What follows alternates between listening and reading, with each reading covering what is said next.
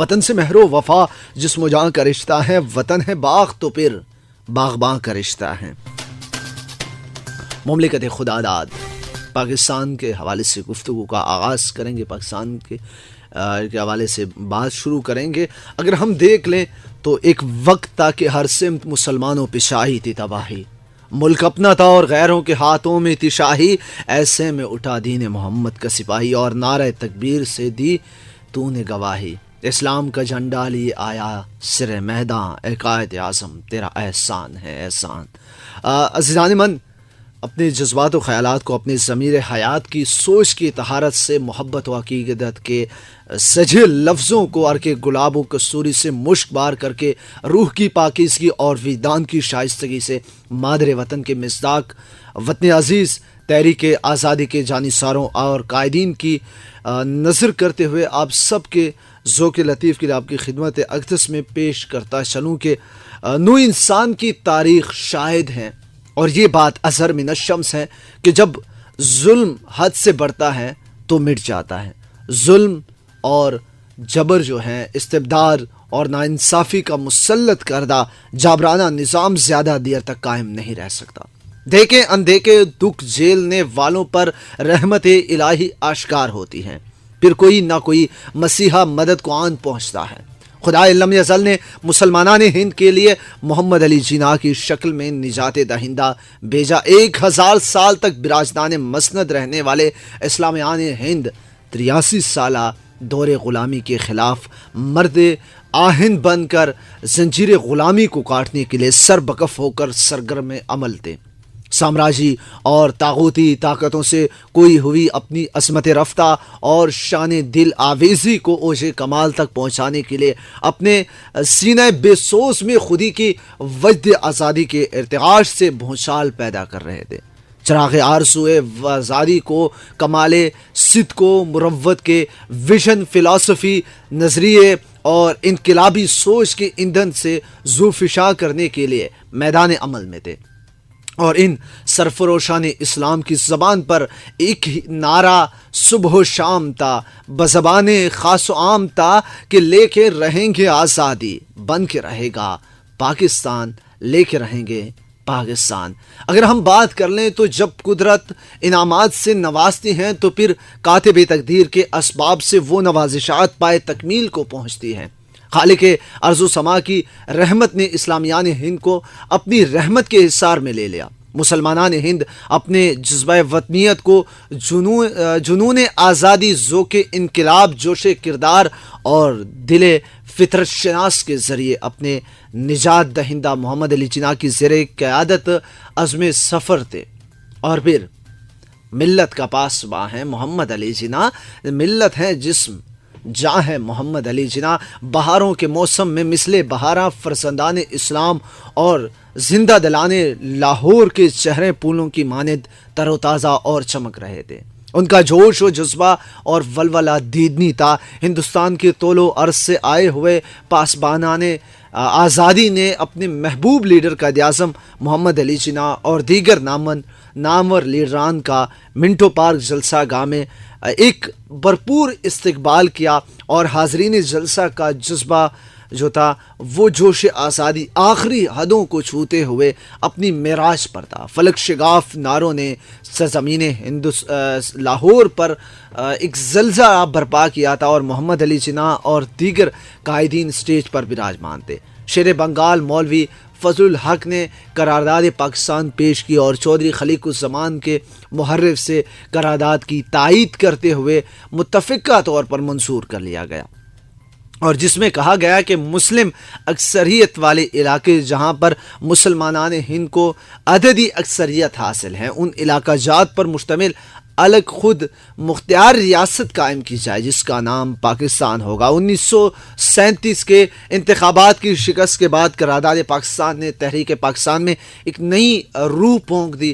قافلہ آزادی بغیر جنگ، تیر، تلوار، بندوق اپنی منزل کی طرف رواں دواں تھا، اور ایک شاعر کیا خوب کہتے ہیں کہ لڑنے کا دشمنوں سے عجب ڈھانگ نکالا، نہ توپ نہ بندوق نہ تلوار نہ پالا، سچائی کے انمول اصولوں کو سنبھالا، پنہا تیرے پیغام میں جادو تھا نرالا، اور پھر محترمہ فاطمہ جناح، مولانا ظفر علی خان، سردار اورنگزیب، سر عبداللہ ہارون کی جوش تقریر نے حاضرین کو اپنے سحر میں لیا۔ قائد اعظم نے اپنے پونے 2 گھنٹے کی انقلابی تقریر سے آزادی کے متوالوں کے لہو کو گرما دیا۔ آپ نے فرمایا کہ سمجھ میں نہیں آتا کہ ہمارے ہندو دوست اسلام اور ہندو مذہب کی اصل حقیقت سمجھنے کی کیوں کوشش نہیں کرتے۔ ان دونوں مذاہب کو عرف عام معنی میں لینا درست نہیں۔ در حقیقت یہ 2 مختلف اور جداگانہ تمدن ہیں، اور یہ محض ایک خواب ہے کہ ہندو اور مسلم ایک متحدہ قوم بن جائیں گے۔ یہی غلط تصور ہماری بہت سی مشکلات کا سرچشمہ ہے، اور اگر بروقت اس کی تصحیح نہ کی گئی تو یہ ہندوستان کو تباہی کے گڑھے میں دھکیل دے گا۔ ہماری خواہش ہے کہ ہم اپنی آزاد وطن میں ان اصولوں کو بروئے کار لا کر جنہیں ہم خود موضوع تصور کرتے ہیں، روحانی، ثقافتی، اقتصادی، معاشرتی اور سیاسی زندگی کے ارتقائی مراحل طے کریں۔ مرد کلندر ڈاکٹر علامہ محمد اقبال کی فکر انگیز اور انقلابی شاعری نے آزادی کے متوالوں سرفروشان اسلام میں نئی جہتوں سے امنگ اور طلب آزادی پیدا کر دی۔ مفکر پاکستان اپنی تاریخی خطبہ میں علیحدہ ریاست کا تصور پیش کر چکے تھے۔ دیکھا جو اقبال نے ایک خواب سہانا، اس خواب کو ایک روز حقیقت بنانا۔ سامعین زیوا کار، آج اگر بات کریں ہم تو 1940 کو جو تحریک چلائی گئی تھی، جو قرارداد منظور ہوا تھا، اور اس سے پہلے اگر میں چلا جاؤں اس حوالے سے، کیونکہ جو کانگریس کی بات یہاں پر کی جائے، مجھ سے پہلے جب شو ہو رہا تھا وہ محمد شریف رضوی صاحب کا تھا، اور انہوں نے بڑی باریک بینی سے اس دن پر روشنی ڈالی اور اس ٹاپک پر بڑے مفصل انداز میں انہوں نے گفتگو کی اور بتایا کہ اس دن کیا ہوا تھا۔ لیکن ساتھ میں بھی یہاں پر مزید آپ کو بتاتا چلوں، ایک چھوٹا سا تاریخ کے ساتھ میرا بھی تعلق ہے، طالب علم ہو، کہ 1985 میں 1857 کی جنگ آزادی کے بعد 1885 میں جب اے او ہیوم نے نامی ایک انگریز ریٹائر شخص نے، جو کہ آرمی سے ان کا تعلق تھا، اور اس نے ایک الگ سے ایک پارٹی بنائی جس کو نام دیا تھا مسلم کانگریس، اور یہ کانگریس کا جو ہم بار بار تذکرہ کرتے ہیں، اس کا اگر دیکھ لیا جائے، موٹو دیکھ لیا جائے، منشور دیکھ لیا جائے، تو اس کا منشور یہی تھا کہ یہ پارٹی جو ہے، کانگریس جو ہے، یہ کام کرے گی دونوں حوالوں سے، مسلمانوں کے لیے بھی کام کرے گی اور ساتھ ہی یہ کام کرے گی ہندوؤں کے لیے بھی، ان دونوں کو حقوق دلائے گی۔ لیکن جب ہم تاریخ پر نظر ڈالتے ہیں تو ہم کیا دیکھتے ہیں کہ مسلم لیگ یا مسلمان جو ہیں، مسلمانوں کو وہ حق نہیں دیا جا رہا جو کہ ہندوؤں کو دیا جا رہا ہے، اور مسلمانوں کے سر کے اوپر ہندو جلاد اپنی تلوار ہر وقت لٹکائے رکھتا ہے، اور ہر وقت مسلمان کو یہ ڈر ہوتا ہے کہ کب ہندو جلاد میرے گردن کو میرے تن سے جدا کرے گا۔ ان کا موٹو یہی تھا، شروع میں یہی تھا، اس بات سے انکار قطعاً نہیں ہے کہ کانگریس کو کس مقصد کے لیے بنایا تھا، لیکن کانگریس کو بنانے کا جو مقصد تھا وہ صرف اور صرف یہ ویسی باتیں تھی، یہ صرف باتیں تھی، محض باتیں تھیں کہ جب انگریز ریٹائر فوجی جو تھا، افسر جو تھا، اس نے یہ جو کہا تھا کہ میں دونوں کو حقوق دلاؤں گا، میرا منشور یہی ہے۔ لیکن جب ہم تاریخ کو دیکھتے ہیں، تاریخ پر نظر دوڑاتے ہیں، تو ہمیں کیا نظر آتا ہے کہ صرف اور صرف انگریز ہندوؤں کے لیے کام کر رہا ہے، اور جو بھی فلاحی ایک چیز یہاں پر وہ یہ بھی تذکرہ کرتا چلوں کہ اس وقت کی جو تعلیم تھی، جسے انگریزی تعلیم کہا جاتا تھا، جس کے لیے سر سید احمد خان بھی بار بار اس کا تذکرہ کرتے تھے، اور جس کے وجہ سے علی گڑھ کالج کو سر سید احمد خان نے بنایا تھا، وہ بھی ایک وجہ تھی کہ اس وقت مسلمان جو تھے وہ تعلیم بھی حاصل نہیں کرنا چاہتے تھے جو انگریز اپنے ساتھ لے کر آئے تھے، جو کہ اب کا جو ہمارا ایجوکیشن سسٹم ہے، میں اس کی بات کر رہا ہوں کہ وہ تعلیم بھی ہم حاصل نہیں کر رہے تھے، جس کی وجہ سے ہم پیچھے رہ رہے تھے۔ ایک وجہ یہ بھی ہے، ٹھیک ہے جی. اور 1885 میں یہ مسلم لیگ بنی، لیکن جب دیکھ لیا گیا تقریباً 21 سال کا عرصہ ہے، 21 سال کا عرصہ جب گزرتا ہے، 1906 میں مسلم لیگ کی بنیاد رکھی جاتی ہے. مسلم لیگ مسلمانوں کی ایک جماعت بنائی جاتی ہے. مسلمانوں کی یہ جماعت کس مقصد کے لیے بنائی جاتی ہے کہ مسلمان جو ہے، جو ہندوستان میں بس رہے ہیں، یہ کام کرے گی صرف اور صرف مسلمانوں کے لیے، مسلمانوں کو ان کے حقوق دلائے گی. یہاں پر ایک اور بھی تذکرہ کرتا ہے چلوں، اگر ہم انگریز یا ان کے جو فرنگی آئے تھے ان کے نظام حکومت کو دیکھ لیں تو انہوں نے یہاں پر جو فسادات پھیلائے وہ چاہے نسلی حوالے سے تھے، نسلی امتیاز کے حوالے سے انہوں نے کافی نقصان پہنچایا. اور ساتھ ہی ساتھ کیونکہ ہندوؤں میں تو یہ چیز آلریڈی موجود تھی لیکن مسلمانوں میں یہ چیز موجود نہیں تھی. کسی حد تک یہ چیز مسلمانوں میں یہ کم پائی جاتی ہیں.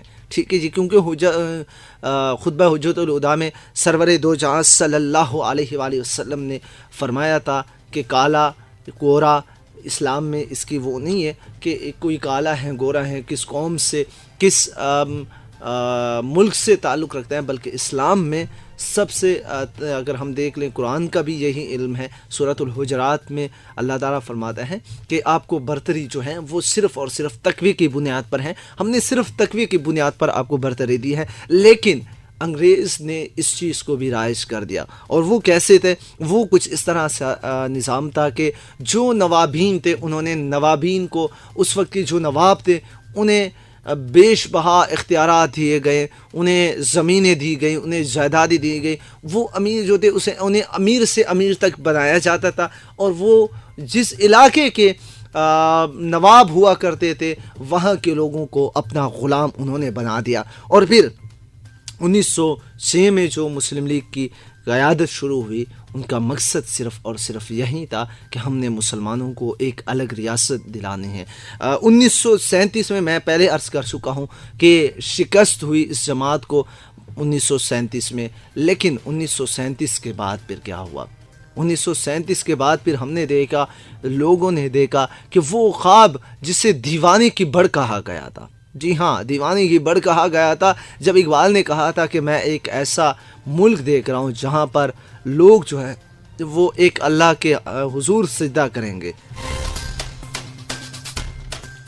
ایک آزاد مسلمانوں کی ریاست دیکھ رہا ہوں، تو لوگوں نے کہا یہ دیوانہ ہو چکا ہے.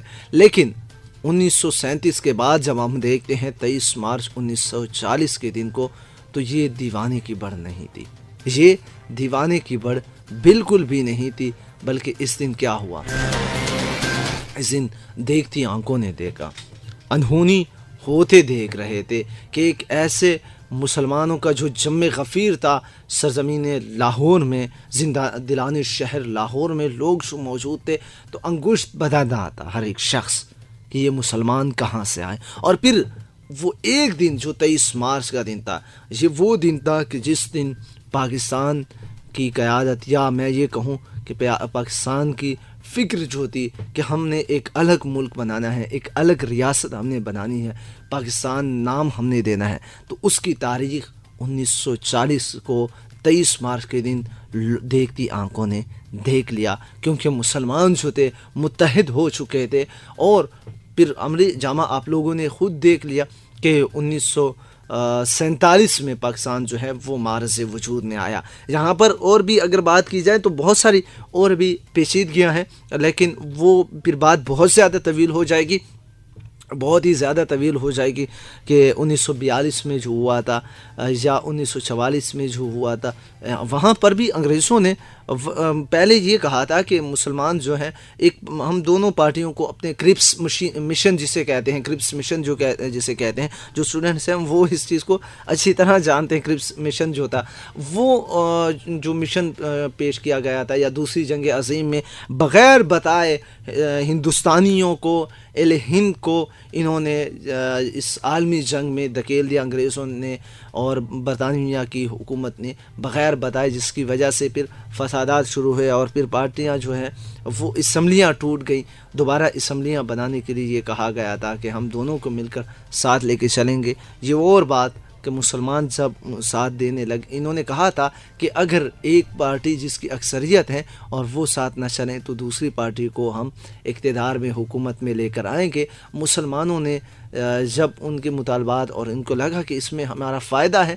تو وہ ساتھ دینے لگے، لیکن جب دیکھ لیا کہ ہندو نہیں آ رہے، کانگریسی جو ہیں وہ نہیں آ رہے، تو وہ چپ ہو گئے۔ تو پھر برطانوی حکومت نے اپنا فیصلہ بھی بدلا اور پھر اپنی بات پر ٹکے نہیں رہے، بلکہ اپنی زبان سے دوبارہ پھر گئے۔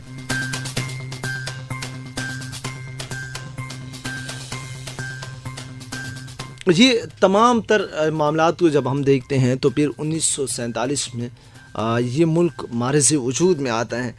شریف صاحب نے بھی یہ بات کہی اور میں بھی دیکھ رہا تھا، میرے ایک دوست نے اپنے سٹیٹس پہ مختلف ویڈیوز لگائی تھی، میں مکمل نہیں دیکھ سکا، لیکن ان کا جو سوال تھا وہ بار بار یہی پوچھ رہے تھے کہ 23 مارچ کو کیا ہوا تھا۔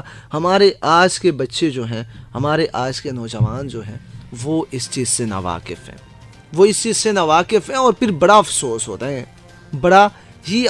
ہوتا ہے کہ یا الہی یہ کیا ہو رہا ہے، کیوں انہیں نہیں بتایا جا رہا ہے، کیا اس وجہ سے کہ ہم نے نمبروں کی دوڑ لگائی ہے؟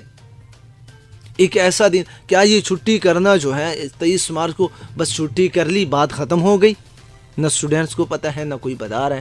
ہماری نئی نسل جو ہے، ہم انہیں اس چیز سے محروم کر رہے ہیں۔ ہم گنوا دی، ہم نے جو اسلاف سے میراث پائی تھی، سریا سے زمین پر آسمان نے ہم کو دے مارا۔ ہم نے اپنے آنے والی نئی جنریشن جو ہے ان کو اس چیز سے بالکل محروم کر دیا۔ ہم ویسے بھی انہیں پتہ نہیں تھا، ویسے بھی ان کے پاس ٹائم نہیں ہے، کیونکہ ہمارے پاس اور بھی بہت ساری چیزیں آ چکی ہیں، تو ہماری نئی جنریشن جو ہے اس کے پاس کہاں اس چیز کے لیے ٹائم ہے کہ وہ چیک کریں کہ 1923 کو کیا ہوا تھا، 1940 کو کیا ہوا تھا، 23 مارچ کو کیا ہوا تھا۔ ویلکم بیک سامعین، ایک دفعہ پھر سے آپ کو پروگرام خبر سے باخبر میں خوش آمدید کہتا ہوں، اور آپ کو چاہوں گا کہ آپ بھی کال کریں 0966 850 911 پہ آپ کال کریں اور شامل ہو جائیں آج کے اس پروگرام میں۔ آج کا یہ پروگرام جو ہے خبر سے باخبر اسپیشلی ہم نے اسے منسوب کر لیا 23 مارچ 1940 کے حوالے سے، کہ اس حوالے سے اویئرنیس پھیلائیں اور اس حوالے سے بتایا جائے کہ اس دن کی افادیت کیا ہے، اس دن میں یہ تاریخ ساز دن جو ہے اس کو کون سا ایسا واقعہ پیش آیا تھا، اس حوالے سے آج ہم بات کریں۔ آپ کال کر سکتے ہیں 0966 850 911 پر، اور ساتھ ہی کا میسج کر سکتے ہو آپ 0347 946 55 35، اس نمبر پہ میسج بھی آپ کے موصول ہو سکتے ہیں اور وہ بھی شامل کیے جائیں گے پروگرام میں۔ السلام علیکم۔ وعلیکم السلام جی ظفر خان صاحب میرے خیال میں ہیں۔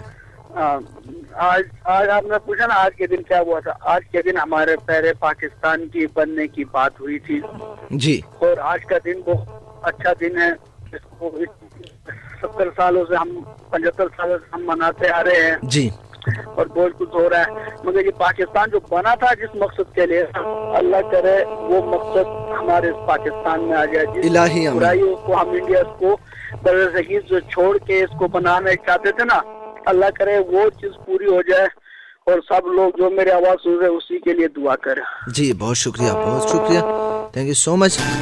اور میں بتاتا چلوں کہ اس حوالے سے اگر دیکھ لیا جائے تو تقریباً 81 سال ہو چکے ہیں، 1940 سے لے کر 2021 تک 81 سال میرے خیال میں بن رہے ہیں۔ کتنے بن رہے ہیں جی، بلکہ 71 بن رہے ہیں، کتنے بن رہے ہیں میں بھول رہا ہوں۔ چلیے جی، آپ کال کر سکتے ہیں 0966 850 911۔ میں مزید کچھ اس دن کے حوالے سے آپ کو بتاتا چلوں کہ 1940 میں برِ صغیر کے مسلمانوں نے اپنے مستقبل کا فیصلہ کیا، جس میں مسلمانوں کی اکثریت والے علاقوں پر مشتمل علیحدہ ریاست یا وطن کے قیام کا مطالبہ شامل تھا۔ بنگال سے لے کر صوبہ سرحد کشمیر تک کے مسلم لیگ کے قائدین اور اراکین نے قائد اعظم کی قیادت میں اکٹھے ہوئے تھے، اور 23 مارچ کو اسلامیہ نے کشمیر کی طرف سے، یہاں پر یہ بات اکثر ہمیں پوچھی جاتی ہے کہ کشمیر والوں نے کب کہا تھا، کشمیر والے کب ساتھ تھے، تو یاد رہے کہ 23 مارچ کو اسلامیان کشمیر کی قیادت نے اور انہی کی طرف سے ایک وفد شریک ہوا تھا، انہوں نے شرکت کی تھی، جن کا نام تھا مولانا غلام حیدر جھنڈا والی، جو ان کا نام تھا، اور سردار فتح محمد کریلوی، خواجہ عبدالرحیم، خواجہ منیر حسین، یہ وہ لوگ تھے جو 23 مارچ کو کشمیر کی طرف سے وفد کی صورت میں وہ یہ شامل ہوئے تھے، اور 1857 سے لے کر 1940 تک بر صغیر کے عظیم مسلمانوں نے ایک نظریے کے لیے قربانیاں دی، لیکن اپنے ابدی اصولوں کو نہ چھوڑا۔ مسلمان معاشی بدحالی کا شکار ہوئے، لیکن انہوں نے اپنی عزت نفس کو مجروح نہ کیا۔ اب وقت آ گیا تھا کہ مسلمان اپنے حقوق کے لیے اٹھ کھڑے ہوں اور اپنی اہمیت کا ہندوؤں کو اور انگریزوں کو احساس دلائیں۔ تو پھر تصور پاکستان کے خالق علامہ محمد اقبال کے عظیم خطبہ الہ آباد جو 1930 میں پیش ہوا تھا، جس میں انہوں نے مسلمانوں کے لیے الگ مملکت کی تجویز پیش کی تھی، اس کے 10 سالہ بعد عملی جامہ پہنانے کا دن آ گیا۔ اگر انگریز ہندوستان سے چلے جاتے تو پھر اقتدار ہندوؤں کو ہی ملتا۔ یہ بات نوٹ کر لیجیے گا، یہ اپنے پاس لکھ لیجیے گا کہ اگر انگریز چلے بھی جاتے ہندوستان کو چھوڑ کر، تو تب بھی مسلمان جو 1000 سال تک حکومت کر چکے تھے، 1000 سال تک جو ہندوستان کی سرزمین پر حکومت کر چکے تھے، اس کے 83 سال کے بعد، تقریباً 83 سال ہی تھے انگریزوں نے حکومت کی، اس کے بعد اگر دیکھ لیا جائے تو اگر وہ چلے بھی جاتے تو مسلمانوں کو حکومت یا اقتدار نہیں ملنا تھا، اور مسلمان ہمیشہ ہندوؤں کی غلامی میں رہتے۔ دونوں متضاد الخیال قومیں ہیں، دونوں کے مذہب، رہن سہن، ثقافت، عرض یہ کہ ہر شعبہ الگ الگ ہیں، تو پھر ان کا ملاپ یا اکٹھے رہنا ناممکن تھا۔ اسی پس منظر میں 23 مارچ 1940 کو بر صغیر کے مسلمانوں کو اپنے الگ وجود کا احساس ہندوؤں اور انگریزوں کو دلانا تھا۔ یہی ہمارا 2 قومی نظریہ ہے جس پر پاکستان کا قیام عمل میں آیا، اور اسی پر پاکستان جو ہے وہ قائم و دائم ہے۔ قائد اعظم محمد علی جناح نے ہمیشہ اس غلط فہمی کی تردید کی کہ مسلمان ایک اقلیت ہیں۔ انہوں نے کہا کہ قومیت کی ہر تعریف کی روح سے مسلمان ایک قوم ہیں، ہندو اور مسلمان کبھی متحد نہیں رہ سکتے۔ انگریز کے جانے کے بعد یہ مصنوعی اتحاد ختم ہو جائے گا۔ مسلمان کی طرف سے یہ صرف قرارداد تھی، لیکن ہندوؤں نے اسے قرارداد پاکستان کا نام دیا، اور پاکستان نے اپنی سیاسی زندگی کی ابتدا ہندوؤں کی جماعت کانگریس سے کی اور شمولیت اختیار کی، اور ہندو مسلم اتحاد مشترکہ جدوجہد کی حامی رہے۔ لیکن جب انہوں نے ہندو رہنماؤں کی مسلمانوں کے خلاف متعصب پالیسیوں کا عملی مظاہرہ دیکھا تو مسلمانوں کے لیے الگ جماعت مسلم لیگ میں شامل ہوئے، اور سر سید احمد خان اور ڈاکٹر علامہ اقبال کے 2 قومی نظریے کو تسلیم کر لیا گیا۔ اگر یہاں پر 2 قومی نظریے کے بارے میں بتاتے چلوں تو 2 قومی نظریہ جو ہے اقبال سے پہلے سر سید احمد خان کا تھا۔ یہ اصل میں سر سید احمد خان نے پہلے اس نظریے کو پیش کیا تھا کہ مسلمان اور ہندو جو ہیں یہ دونوں الگ قومیں ہیں، لیکن بعد میں پھر اسے ڈاکٹر علامہ اقبال صاحب نے اسے نام 2 قومی نظریہ دیا، اور اسے جو ہے پھر 7 سال کے عرصے میں جدوجہد کر کے پاکستان حاصل کر لیا۔ اسی طرح پاکستان کو پہلی نظریاتی مملکت کا اعزاز حاصل ہے۔ قرارداد پاکستان ہی وہ آغاز تھا جو بالآخر اسلامی جمہوریہ پاکستان کے نام سے دنیا کے نقشے پر وجود میں آیا۔ اس حوالے سے مزید اگر آپ کو بتاتا چلوں کہ 1940 کے دن تاریخ ساز جو جلسہ ہوا تھا اور جو قرارداد پیش کی گئی تھی، اس لیے بھی اہم مقام حاصل ہے تاریخ میں کہ یہ ایک اجتماعی سوچ کا شاخسانہ ہے، اور اگر یہ اجتماعی نہ ہوتا تو اتنے قلیل عرصے میں، صرف 7 سال کے عرصے میں یہ اتنا بڑا فیصلہ نہیں کیا جا سکتا تھا۔ انگریز کسی صورت میں بھی ایسا نہیں کر سکتے تھے، اور اجتماعی طور پر تمام مسلمان ایک قوت اور ایک تحریک کا روپ دھارے ہوئے تھے۔ اس سے پہلے ان کی کوئی سرزمین نہیں تھی جہاں وہ اپنے عقیدے اور اپنے مذہب کے مطابق آزادی سے زندگی بسر کر سکیں، اور ایسی سرزمین کے حصول کی لگن نے انہیں یکجا کیا تھا۔ اور یہ قوم یہ جو قوم ہے، یہ ایک ہی قائد کی سربراہی میں پروان چڑھ رہی تھی۔ یہ دن، یہ وقت جسے تمام دنیا نے ایک خواب سے تعبیر میں ڈھلتے ہوئے دیکھا، وہ دن، وہ وقت 23 مارچ 1940 تھا۔ اس دن کا حال ایسا تھا جیسے ہمارے اسلام نے ہمیں درس دیا ہے، اسلام نے تمام قسم کی فرقہ واریت کو پس پوش ڈال دیا اور رنگ، نسل، زبان کے فرق کو ختم کر دیا۔ اس دن بھی نہ کوئی سندھی تھا، نہ کوئی پنجابی تھا، نہ ہی کوئی پٹھان تھا، وہ سب مسلمان تھے، ایک اللہ کو ماننے والے تھے اور اسی کے پیروکار تھے۔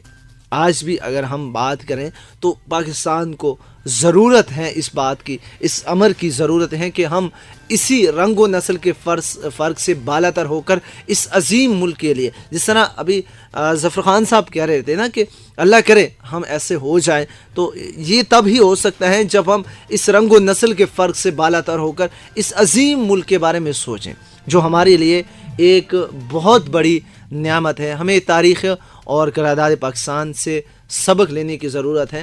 یہاں پر ایک کالر کو شامل کرتے ہیں ہمارے ساتھ، دیکھتے ہیں کون ہے۔ السلام علیکم۔ وعلیکم السلام سر۔ مشتاق صاحب کیسے ہیں آپ؟ بسم اللہ سر، میں بالکل ٹھیک ہوں، اللہ تعالیٰ آپ کو خوش رکھے۔ جی مشتاق صاحب۔ سر 23 مارچ سے جو آپ پروگرام کر رہے ہیں، جی جی 20ویں صدی جی انقلابات کی صدی تھی، جی، اور ساتھ ہی ساتھ نو آبادیاتی نظام کی موت کا بھی شاخسانہ۔ بالکل بالکل۔ جنگ عظیم اول کو دیکھے یا جنگ عظیم دوم کو، جی تو نو آبادیاتی نظام کے لیے یہ آخری جی تیر تھے۔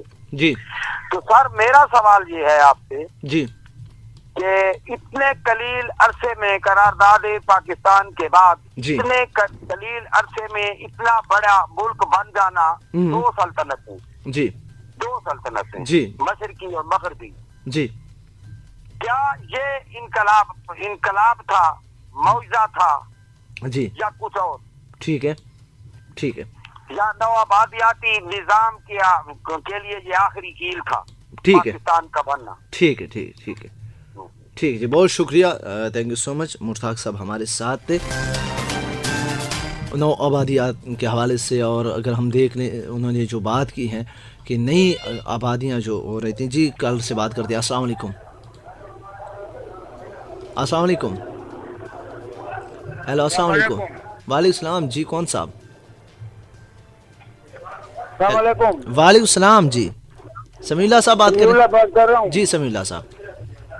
ہیلو جی سمیع اللہ صاحب، آپ کی آواز آ رہی ہے، فرمائیے گا، میں سن رہا ہوں۔ اب میں یہ کہہ رہا ہوں کہ آپ کہہ رہے تھے نا، تو یہ تو اساتذہ کا کام ہے نا کہ طلباء کو پاکستان کی تاریخ، آج تک اساتذہ تو ٹائم پاس کرتے ہیں، وہ تو یہ تاریخ نہیں بڑھے 23 مارچ یا 14 اگست، یہ اساتذہ کا کام ہے نا، یہ بچوں کو پڑھائیں گے تو ان کے ذہن میں بھی جائے گا نا۔ ٹھیک ہے جی، میں اس پر بات کرتا ہوں۔ ٹھیک ہے جی، بہت شکریہ سمیع اللہ صاحب۔ جی سمیع اللہ صاحب کی بات بھی بجائے ہیں، اور میں بھی خود بذات خود اسی شعبے سے منسلک ہوں۔ تو اساتذہ، ٹھیک ہے، کالر سے بات کرتے ہیں۔ السلام علیکم۔ السلام علیکم۔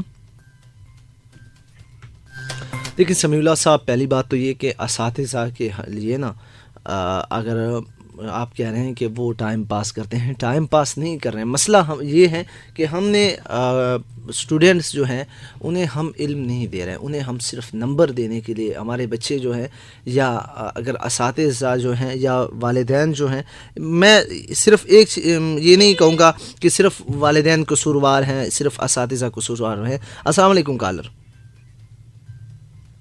السلام علیکم، جی کون سا بات کر رہے ہیں؟ ٹھیک ہے جی، ہم نے کیا کر لیا، ہمارا ذہن کیا ہے؟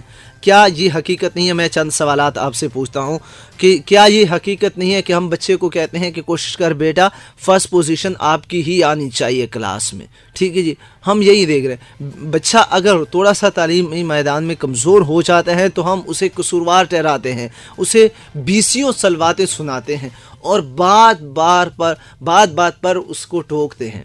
کیا یہ حقیقت نہیں ہے؟ ہم تو پڑھا رہے ہیں صرف اس وجہ سے۔ اگر آپ مارکیٹ میں پوچھ لو تو پوچھا جاتا ہے جہاں پر بھی جاؤ کہ بھائی کتنے مارکس آئے تھے آپ کے، ہم تو مارکس بڑھا رہے ہیں، ہم تو صرف دوڑ لگا رہے ہیں، تو اس وجہ سے لگا رہے ہیں کہ بورڈ میں میری فرسٹ پوزیشن آنی ہے۔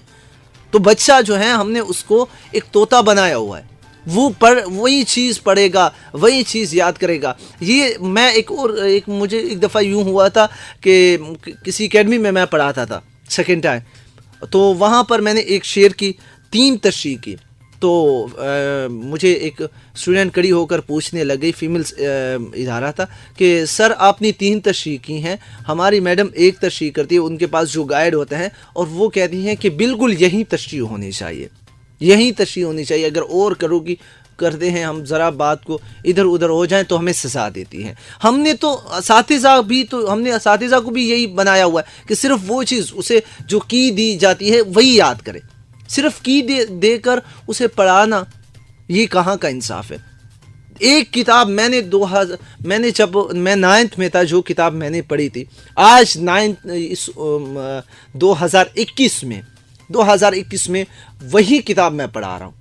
ایک کتاب کو ہم پتہ نہیں کتنے سال سے یہ پڑھائی جا رہے، کم از کم مجھے تو یہی لگ رہا ہے کہ 8 سے 9 سال تو ہو چکے ہوں گے۔ 8 سے 9 سال ایک کتاب پڑھائی جا رہی، ٹیچر کہاں سے پڑھائے گا؟ وہ بھی یہی کہہ دیتا ہے کہ بیٹا یہ گائیڈ ہے، اس سے یاد کرو، اور پھر کیا ہوگا، آپ کے نمبر بھی اچھے آئیں گے۔ وہ بھی اپنے لیے آسانیاں پیدا کرے گا۔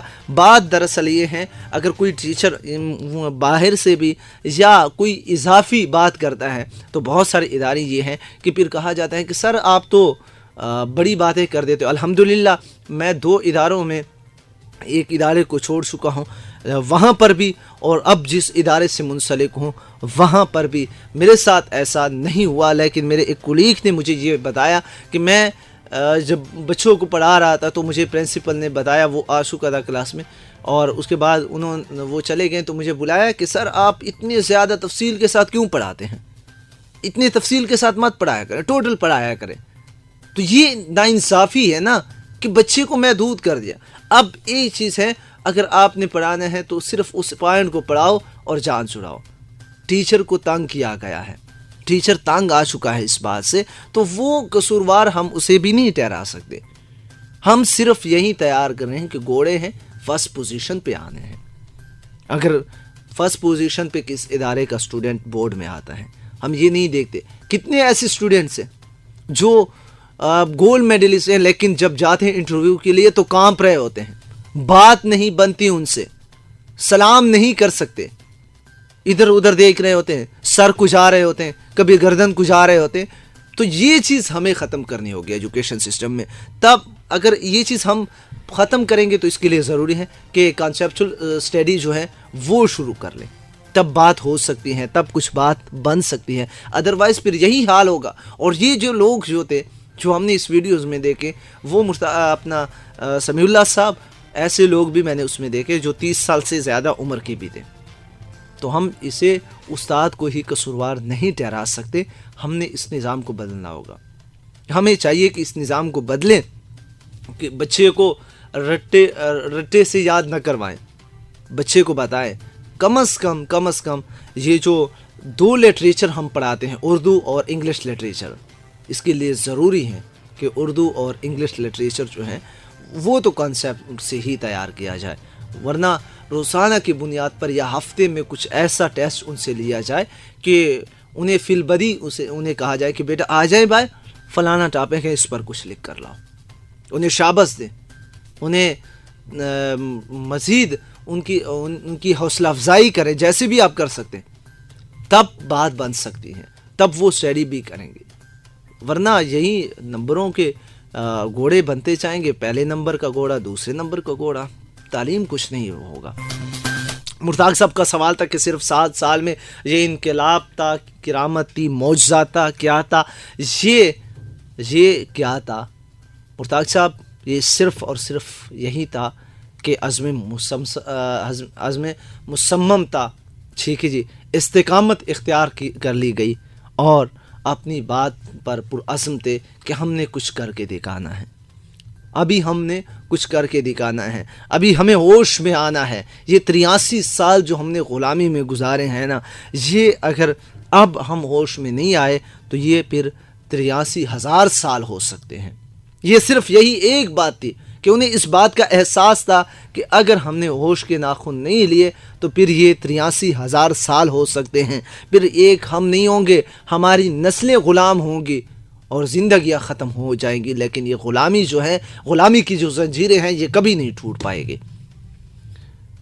یہ وہ لوگ تھے جو اپنی بھیڑیوں، اپنے زنجیروں سے، اپنے ہتکڑیوں سے، ٹھیک ہے جی، وہ نفرت کرتے تھے، محبت نہیں کی۔ جن لوگوں نے، جن اقوام نے اپنے بھیڑیوں سے اور ساتھ میں اپنے ہتکڑیوں سے محبت کی ہے، جو زنجیریں انہیں پہنائی گئی ہیں ان سے محبت کی ہے، انہیں صاف ستھرا رکھا، تو یاد رکھو کہ وہ قیدی کبھی بھی آزاد نہیں ہو سکتا۔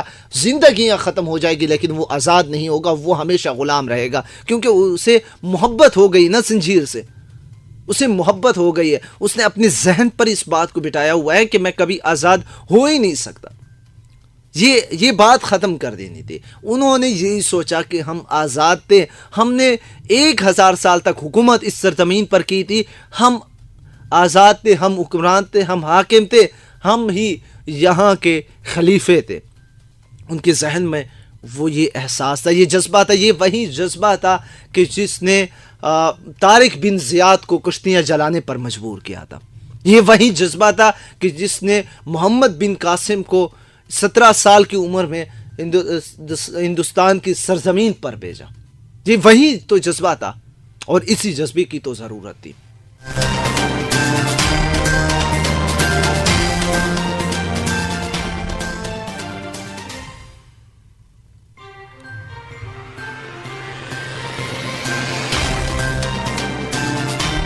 جمشید کاکڑ ہیں ہمارے ساتھ، لکھتے ہیں کہ تمام سننے والوں کو یوم پاکستان مبارک ہو، اور خدا کرے کہ میرے وطن پاک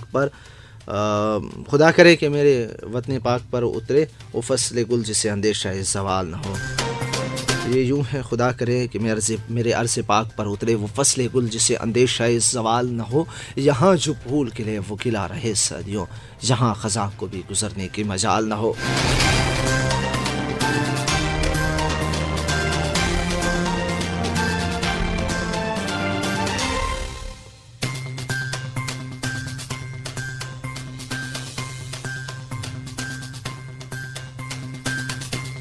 اور ہمارے ساتھ ایک اور سمین اراج ہیں، وہ پروگرام کو سن رہی ہیں اور پسند کر رہی ہیں، تھینک یو سو مچ۔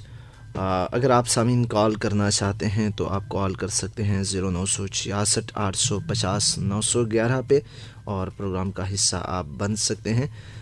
ایک اور ہمارے کالر ہیں، میسیج کیا ہے، آصف ہیں چیکان سے، جو کہ جنوبی وزیرستان کے نوجوان غریب لوگ ہیں، بے روزگار ہیں، ان کے لیے حکومت کو چاہیے کہ کچھ کریں۔ ٹھیک ہے جی، السلام علیکم کالر۔ جی کالر جو ہیں چلے جا چکے ہیں۔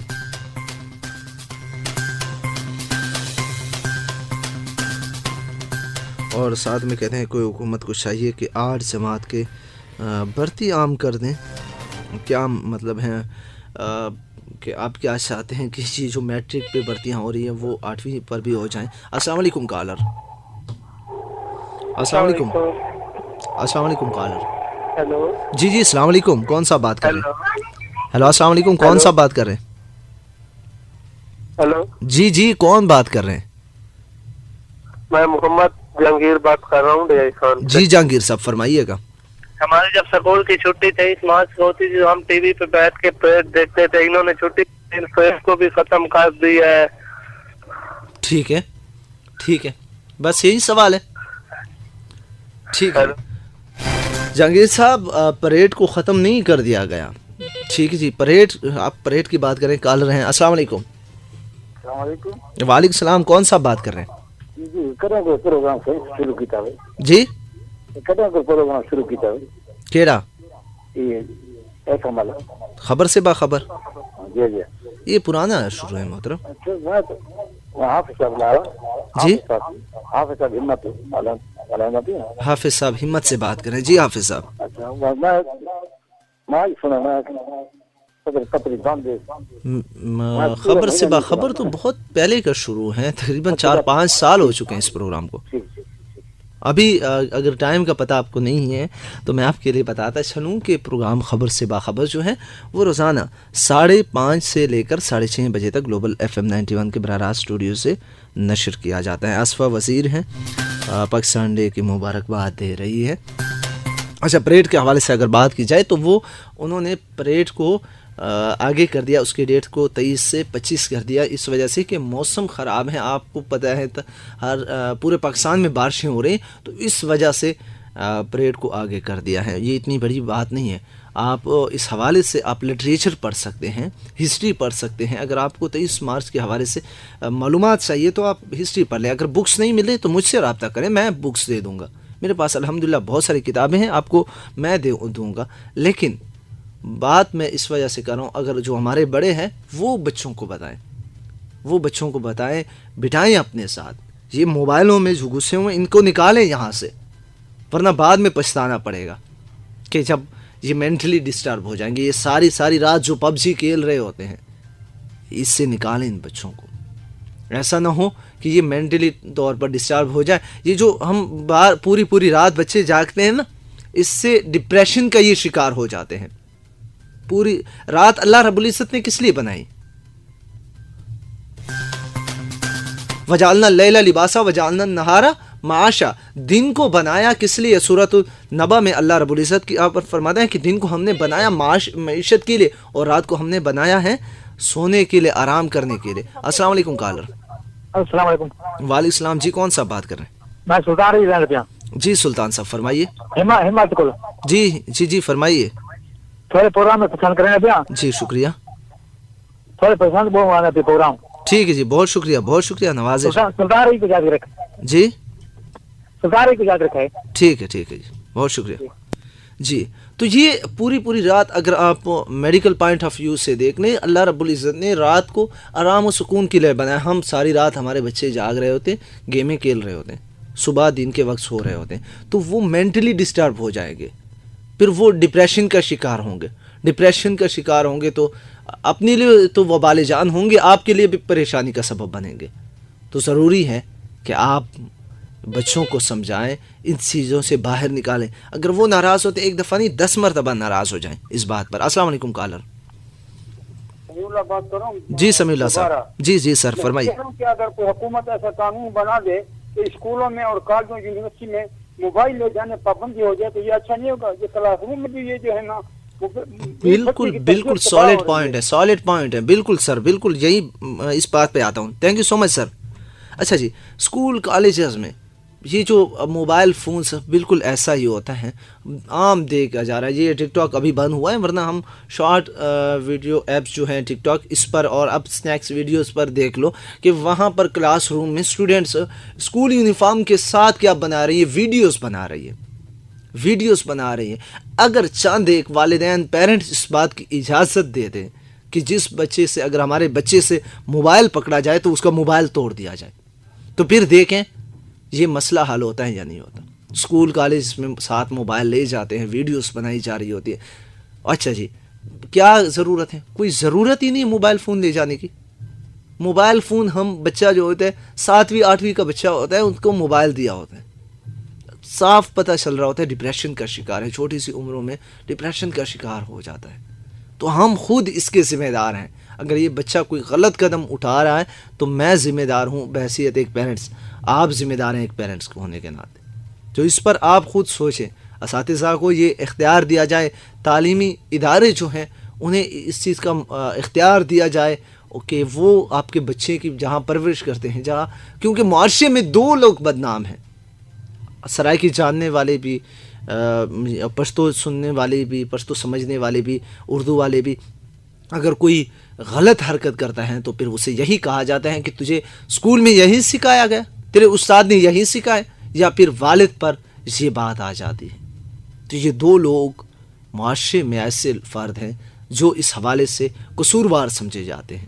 اس چیز کو اگر ختم کیا جائے تو یہ بہت ہے. یہ نہیں ہے کہ اس کا جب ضرورت ہو تب دیا جائے, ٹھیک ہے جی, جب ضرورت ہی نہیں ہے تو تب کیا کیا جا رہا ہے, تب کیا ضرورت ہے.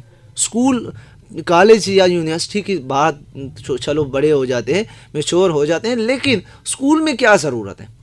8ویں 9ویں کا اسٹوڈنٹ ہوتا ہے, موبائل اٹھا کے آ جاتا ہے. السلام علیکم کالر. وعلیکم السلام. آپ کیا حال ہے؟ الحمدللہ. کون صاحب بات کریں سر؟ میں نذیر احمد گال کرنے لگا ہوں. سر فرمائیے گا. سکول کے بارے کار دے جی. ہمارے بچے جڑے ہیں نا ہم مطلب پیو ماں کو بہت بغیر کر لینے پیو ماں کو کی کر گئے انہوں نے بہت بغیر کر لینے اے جے گالی کر دینا سن جڑے برداشت قابل نہیں ہو گیا. جی استادوں کا قصور نہیں, بچے کا بہت قصور ہے شاید. ٹھیک ہے, بہت شکریہ. بچہ کا بہت قصور ہے. چوری دن ویسن شاید, چوری ونیا ویسن شاید. بچہ پیو ماں کو بغیر کر لینے استاد غریب رہ گئے نا, وہ تو اس سے مطلب محتاج ہونے نہیں تو گورنمنٹ دے بھی تھے بچہ دے بھی. ٹھیک ہے جی. ٹھیک ہے, السلام علیکم. وعلیکم السلام. اصل میں بات یہ ہے نا نذیر صاحب, بات یہ یہاں پر پھر آ جاتی ہیں کہ استاد کو تو چلو پتہ نہیں ہوتا, لیکن اگر استاد کو یہ اختیار دیا جائے چاند ایک دفعہ, یا والدین جو ہیں پوچھے, والد کیا کر لیتے ہیں معذرت کے ساتھ ہم یہی دیکھ رہے ہیں کہ اکثر اوقات بچہ خود اپنا داخلہ کرنے چلا جاتا ہے, انہیں پتہ نہیں ہوتا, والد کو بھی پتہ نہیں ہوتا کہ کہاں میرا بیٹا پڑھ رہا ہے, کس ادارے میں پڑھ رہا ہے. ٹھیک ہے جی, انہیں بھی پتہ نہیں ہوتا فیس, کیونکہ وقت ہم کہتے ہیں کہ وقت ہمارے پاس نہیں ہے. ہم نے یاد رکھیں, ہم نے زندگی کو آسان بنانے کے چکر میں زندگی کو مشکل سے مشکل ترین بنا دیا. یہ حقیقت ہے. ہم چاہتے ہیں کہ زندگی آسان ہو, لیکن ہم مشکل سے مشکل تر بنا رہے ہیں. ٹھیک ہے جی, ہم نے اس کو مشکل بنا دیا. ہم مشکل بنا رہے ہیں اس وجہ سے کہ یہ آسان بن جائے. اپنے آپ کو اتنا مصروف کر دیا ہم نے کہ ہمارے آس پاس جو ہو رہا ہے اس سے بھی ہمیں پتہ نہیں ہے, اس کا بھی ہمیں علم نہیں ہے. چیک اینڈ بیلنس جو ہے مکمل طور پہ ختم ہو چکا ہے. السلام علیکم کالر. ہیلو, السلام علیکم. وعلیکم السلام. جی میری بہن, کون بات کر رہی ہے؟ ہیلو. جی مجھے اقرا بیا سے بات کرنی ہے. اقرا سے بات کرنی ہے؟ جی میری بہن, یہ FM 91 پر آپ نے کال کی ہے. ٹھیک ہے جی, رانگ نمبر ہے. سامعین, پروگرام کا وقت ختم ہوا جاتا ہے اور جاتے ہوئے صرف یہی دعا کروں گا, دعائی کریں گے ہم سب مل کر, یہ دعا کریں گے کیونکہ اب ضرورت ہے, اب اس امر کی ضرورت ہے, اس بات کی ضرورت ہے کہ ہم اپنے آپ کو پہچان لیں.